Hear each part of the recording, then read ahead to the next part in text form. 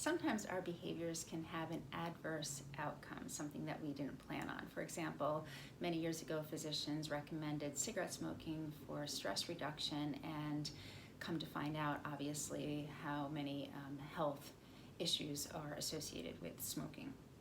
Something that may be a little bit closer to home for you would be removing bread out of your diet.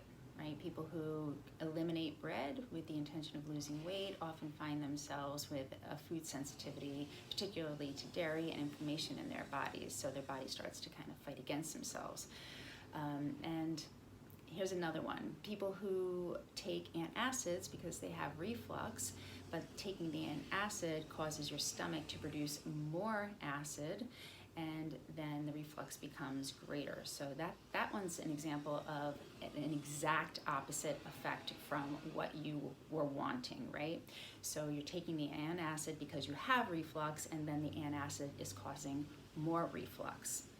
And so ladies often find themselves in a cardio trap. They get attracted to cardio because they find weight loss with it, and then at some point their weight plateaus, and actually they'll start to gain weight, and that's kind of a cardio trap that women find themselves in. Again, a direct opposite outcome. They get into doing cardio because they want to lose weight, and then ultimately just doing that cardio causes them to gain weight. And so the same is true for core exercise. If you are doing core exercise without training your core, without a core that has a proper response, then you are actually getting the opposite of your desired results. Your pain will remain in your body because you're embedding compensatory movements that are causing the pain, and your belly is not going to change in size.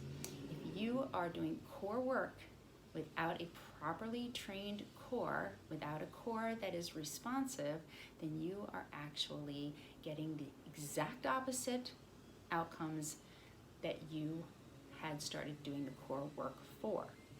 So it's always important for you to take some time to really pull apart and evaluate whether or not your behaviors are getting you closer or farther away from your desired outcomes.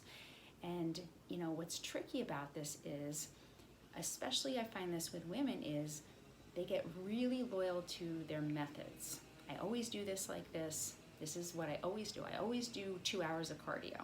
But is it working for you? I always do core work like this. But is it working for you?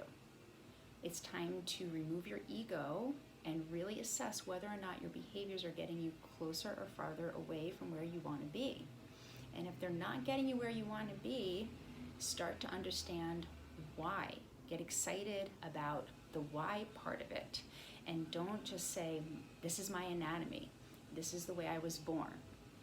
No, don't give in to that. Start to assess your behaviors, your chosen activities, and see whether or not they're getting you closer or farther away from your desired results.